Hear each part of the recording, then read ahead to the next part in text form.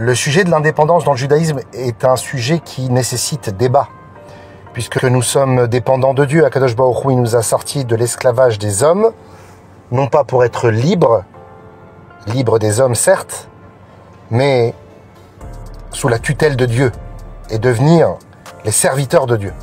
La servitude des hommes, non, mais la servitude de Dieu, le service de Dieu, oui. Donc qu'est-ce que c'est que l'indépendance? L'indépendance, c'est de se sentir unique. C'est ça l'indépendance. Comme Eretz Israël qui est un pays unique. Je voudrais commencer ce cours avec une petite histoire.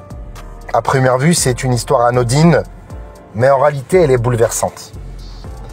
Il y avait un jeune homme qui entre dans une petite épicerie du quartier. Il s'approche du comptoir et il demande au commerçant s'il peut utiliser son téléphone. Le commerçant accepte, un peu intrigué, mais il accepte. Et le jeune garçon compose un numéro. Et dès qu'on décroche à l'autre bout du fil, il demande « Bonjour, auriez-vous besoin d'un jardinier ?» Et la voix à l'autre bout du fil répond « Non, merci. On a déjà quelqu'un et on en est très satisfait. Merci. » Mais le jeune homme, il insiste. Vous êtes sûr? Il ne vous arrive jamais d'être déçu de ce jardinier? Non, non, vraiment, il est parfait, il fait du bon travail, merci et bonne journée.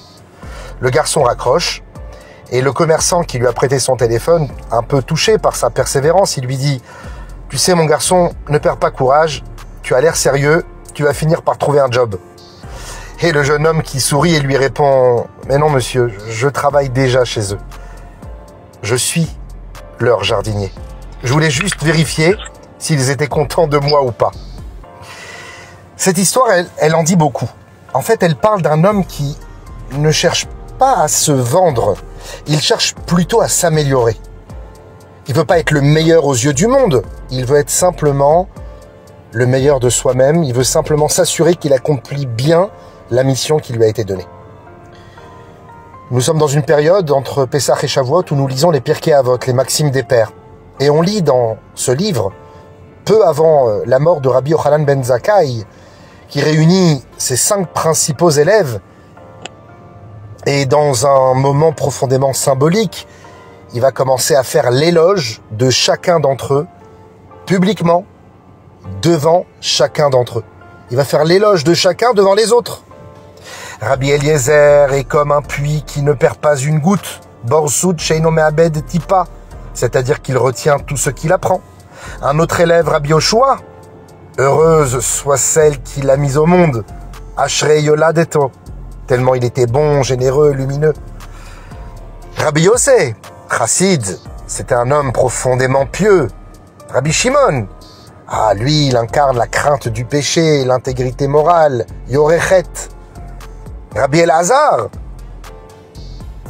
Ma'ayan Amidgaber, une source jaillissante, intarissable, toujours en mouvement, toujours en train de produire des idées nouvelles.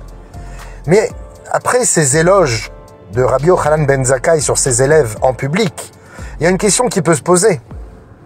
Pourquoi maintenant? Et surtout, pourquoi des éloges à la fin de sa vie devant tout le monde? Ça aurait été un petit peu plus humble et un peu plus intime de le dire chacun en privé, à chacun en privé. L'une des réponses à cette question est apportée par le Rabbi Lubavitch qui donne une réponse profonde. Rabbi Yochanan ben Zakkai, en fait, il voulait pas créer de compétition entre ses élèves. Il voulait par contre leur enseigner une chose essentielle. Ne cherche pas à être quelqu'un d'autre que toi-même. Ne cherche pas à imiter. Cherche à découvrir ta lumière unique. T'as pas besoin d'être une source jaillissante, un puits profond, comme l'un et l'autre des tzadikim que l'on a cités. Non. Tu n'as pas à tout réinventer. Tu as peut-être reçu le don de la fidélité, de la rigueur, de la mémoire. Alors utilise-le, optimise-le. Il est le tien.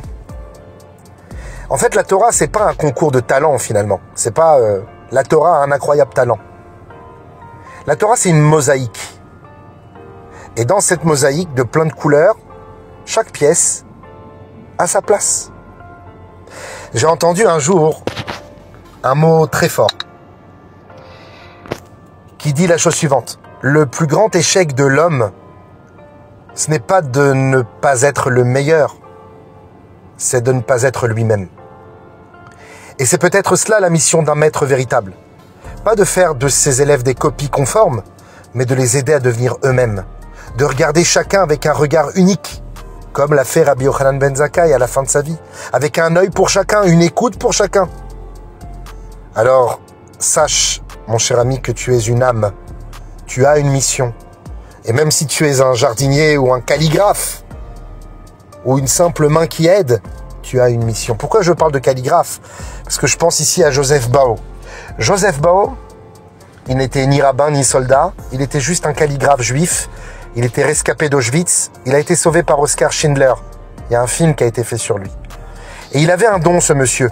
Il savait imiter avec perfection les écritures gothiques allemandes.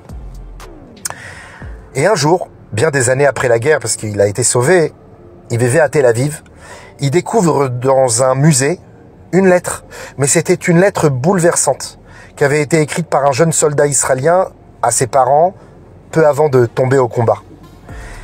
Il a lu la lettre, il était très ému, mais ensuite il s'est figé. Il a vu l'écriture, et l'écriture c'était la sienne. C'est lui qui avait rédigé cette lettre pour ce garçon, qui était en réalité un jeune analphabète qui avait des soucis de lecture et d'écriture. Et à sa demande, il avait rédigé cette lettre quelques jours avant sa mort, pour ses parents. Et alors il a compris la chose suivante. Même une petite main peut écrire une vie. Même une compétence apparemment banale, quand elle est donnée à Hachem, elle peut devenir une lumière. Et puis il y a cette histoire bien réelle.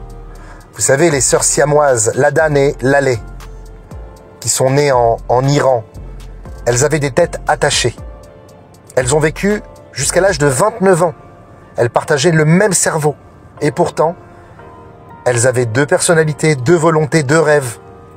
Et quand elles ont décidé de se faire opérer, les médecins leur ont dit « Vous savez, mesdames, c'est presque impossible, vous risquez de mourir. » Et elles ont répondu « On préfère mourir libre que vivre sans individualité. » C'est ça la Atzmaout, l'indépendance. Elles sont mortes pendant l'opération, malheureusement. Mais elles nous ont laissé une leçon bouleversante. L'âme humaine est unique, même dans le même corps, même avec le même cerveau. L'âme ne se copie pas. L'âme est une flamme individuelle.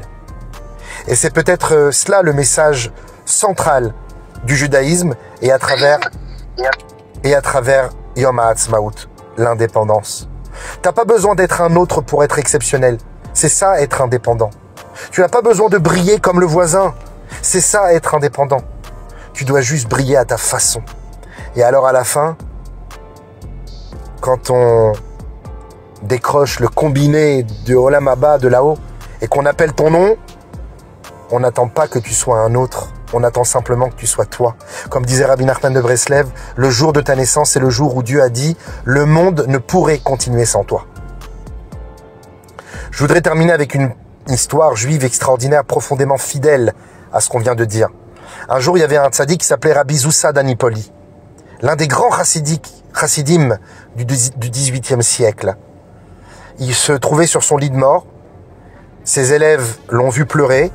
L'un d'eux s'est approché de lui et lui a demandé « Rabbi, pourquoi tu pleures? Toute ta vie, t'as été un tzaddik, injuste. T'as étudié la Torah, t'as prié avec ferveur, t'as aidé tant d'hommes et tant de femmes. T'as rien à craindre du jugement divin de là-haut. » Et Rabbi Zoucha leur a répondu en larmes « Je ne pleure pas parce qu'on va me demander pourquoi je n'ai pas été comme Moïse. Je ne pleure pas parce qu'on va me demander dans l'au-delà pourquoi je n'ai pas été comme Abraham. Non, je pleure parce que je sais que là-haut on va me demander « Zoucha, pourquoi n'as-tu pas été Zoucha ?» Et je ne suis pas sûr d'avoir été pleinement moi-même. Ce moment est bouleversant, les amis. Il pleure pas d'avoir été petit face au grand. Ça, c'est pas grave. Il pleure d'avoir été peut-être autre que lui-même. Petit par rapport à lui-même. Parce que dans le ciel, on ne demande pas pourquoi on n'était pas quelqu'un d'autre. On nous demande pourquoi on n'a pas été nous-mêmes. Et c'est cela le plus grand défi. Et cela, en cela, la plus grande libération. Ne cherche pas à être une imitation. Cherche à être indépendant. Un être et une création unique. Tu es né original. Alors ne meurs pas comme une copie. Si je suis ce que je suis, parce que tu es ce que tu es, et que tu es ce que tu es parce que je suis ce que je suis, tu ne seras pas ce que tu es et je ne serai pas ce que je suis. Si je suis ce que je suis parce que je suis ce que je suis, et que tu es ce que tu es parce que tu es ce que tu es, alors je serai ce que je suis et tu seras ce que tu es.